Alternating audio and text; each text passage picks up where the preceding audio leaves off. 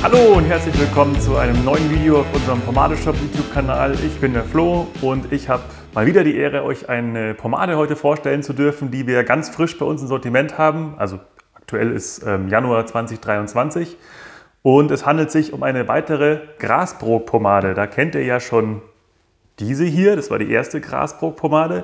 Haben wir schon mal reviewed, kommt jetzt da oben reingefahren. Und ganz kürzlich hat der Max auch ein Review von der nächsten neuen Grasbrook gemacht, nämlich dieser Firmhold mit einem bisschen anderen Duft. Kommt das Review jetzt gleich danach hier oben reingefahren. Und es gibt aber noch eine weitere Neuheit in diesem Jahr und zwar was ganz anderes. Eine graue Grasbrook in einem ganz anderen Tiegel, in einer ganz anderen Dose als die anderen. Auch mit einer ganz anderen Rezeptur und einem ganz anderen Namen. Das ist nämlich die sogenannte Grasbrook North Fog. Schaut auch vom Style her ein bisschen anders aus.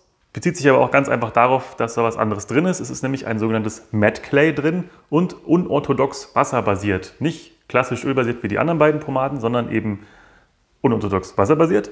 Das heißt, hier ist Wasser als Basis drin, aber auch Wachs bzw. Öl, in dem Fall auch noch tatsächlich Kaolin, also Tonerde. Das heißt, ich weiß jetzt schon, durch das Kaolin ist es matt. Durch das Wasser als Basis ist es leicht wieder auszuwaschen und durch Wachs als Basis, in dem Fall Bienenwachs und Rizinusöl, eine sehr gute Haarpflege und das Produkt trocknet die Haare nicht so sehr aus und man kann diese Pomade auch sehr gut nachstylen. Wenn wir schon mit Inhaltsstoffen gerade sind, kann ich auch gleich weitermachen. Wir haben hier nämlich dann noch Shea Butter mit drin, wir haben ein bisschen Mikrowachs mit drin, ein bisschen Stabilisatoren und dann auch schon ziemlich schnell das Parfüm, wo auch nochmal Rizinusöl mit dabei ist und ein paar Bestandteile des Parfüms, wo ich zu wenig Chemiewissen habe, um das euch genau zu erklären. Aber was ich noch spannend finde, ist, dass mit dabei ist Sternanisöl. Finde ich sehr, sehr cool. Wenn ich an Sternanis denke, denke ich an den Duft der Gentleman's Finest Black Cat. Wenn ich an Gentleman's Finest denke, denke ich an Womanizer. Ich denke an den Carsten. Liebe Grüße an der Stelle. Und wenn ich an den Carsten denke, denke ich auch an die Grasbrook, denn ja, die kommt nämlich auch vom Carsten und vom Sven. Sven auch ein sehr, sehr feiner Mensch, auch liebe Grüße an der Stelle. Ich habe ihn leider persönlich noch nicht kennenlernen dürfen, aber der Andi hinter der Kamera winkt ganz freudig und lässt auch seine Grüße ausrichten. Auch jemand, der sich sehr, sehr viel mit Pomade in seiner Freizeit beschäftigt und auch mit sehr vielen Düften und da auch ein richtiges Gespür für hat. Und die zwei haben sich schon zusammengesetzt und eben diese anderen beiden Grasbrook-Pomaden geschaffen und jetzt damit was Neues geschaffen, nämlich endlich mal eine unorthodox wasserbasierte Matte Clay im Homebrew-Bereich. Gibt es nämlich noch nicht so oft. Wie ich ja schon mal gesagt habe, ist ja in den USA zum Beispiel der Trend immer mehr zu UWB, auch bei den Homebrew-Firmen und bei den deutschen Homebrewern geht es immer mehr um die Perfektion der ölbasierten Pomade und ich habe das Gefühl, vielleicht kommt dieser Trend aus den USA auch langsam zu uns rüber. Es gibt ja schon so einige matte Produkte auch bei uns in der Homebrew-Szene. So, ihr seht, dieser Tiegel ist auch was ganz anderes wie die anderen Tiegel, habe ich schon gesagt. Was ich cool finde, ist, man kann hier richtig schön mit den Fingern auf den Deckel greifen und richtig schön aufschrauben. Erinnert mich ein bisschen an die Better Be Bold Glatzencreme, also ein sehr schön leicht aufschraubbarer Tiegel. Innen drin schaut es dann so aus. Eine gräuliche Masse, weißlich-gräulich. Und dann kommen wir erstmal zum Duft. Und der ist auch wieder, wie von Grasbrook halt gewohnt, sehr, sehr fein.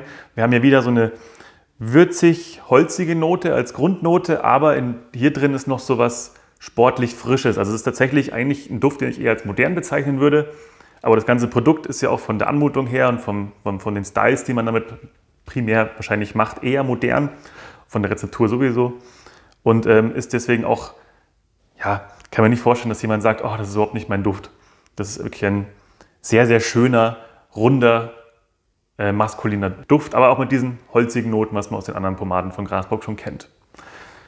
Gehen wir mal rein und wunderbar cremig. Also eine ganz, ganz schöne, festere Creme, muss man sagen. Aber es ist nichts, was irgendwie bröselt oder Flakes macht. Schöne homogene Masse und eine gewisse Stabilität gibt es auch. Und das Schöne ist auch, wenn ich das jetzt in der Hand verreibe, ich merke nicht, dass es sofort irgendwie anfängt zu trocknen und ich mich jetzt hier beeilen müsste. Nein, es fühlt sich jetzt tatsächlich eher ölig an in den Händen. Und das ist spannend, weil ein Clay ja eigentlich eher einen matten Look verspricht und dann erwartet man in der Regel eigentlich ja auch, dass das in der Hand jetzt schon so richtig trocken wird, aber in dem Fall ist es nicht so. Das heißt, ich kann mir auch sicher sein, dass es in den Haaren nicht so austrocknet. Wie ich ja schon gesagt habe, kann man nämlich die Pomade auch lange nachkämmen. So, Ihr seht die Reste meiner Sommerfrisur in meinen Haaren. Sowohl der Undercut ist jetzt langsam auch weg. Ich kann mir die Haare an den Seiten endlich wieder anlegen. Ich kann mir jetzt auch wieder einen Scheitel kämmen.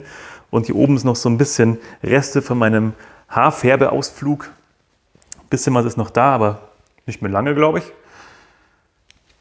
So, nehmen wir uns noch einen Finger raus.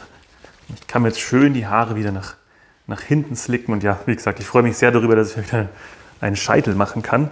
Wobei es auch mal cool war, einen Undercut zu tragen. Wollte ich auch immer mal gemacht haben. Aber jetzt geht es wieder ein bisschen mehr back to the roots. Das Einarbeiten geht super easy mit der Pomade, weil man kriegt die echt super leicht weich gerieben in den Händen. Wie ich schon gesagt habe, jetzt so eine schöne, leicht ölige Konsistenz.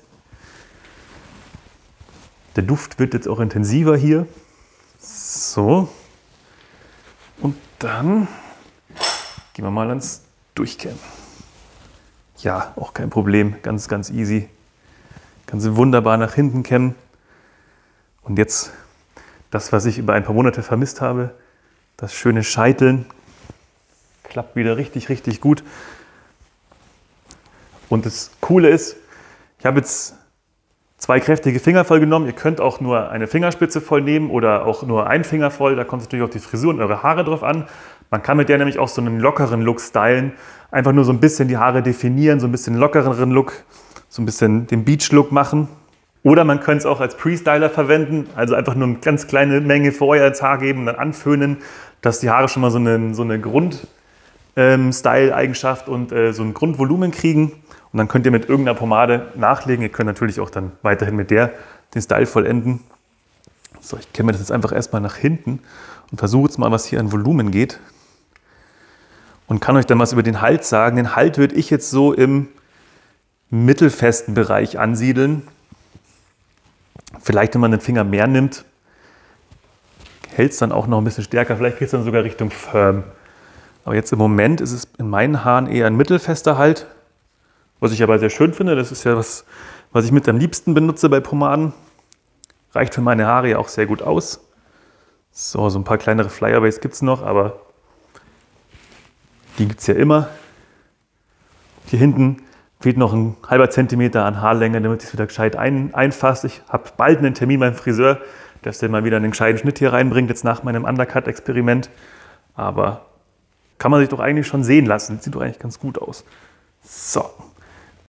Hallo, hier spricht der Schnittflo. Der Videoflo erzählt euch gerade, dass der Glanz ja hier gar nicht so kräftig ist und ihr habt vielleicht gesehen, dass da doch einiges an Glanz da ist. Ich glaube, das liegt ganz einfach an der Beleuchtung im Showroom, die mich beim Filmen ein bisschen getäuscht hat. Da hat der Glanz nicht so stark gewirkt, so wie ich es jetzt hier auch beim Schneiden sehe.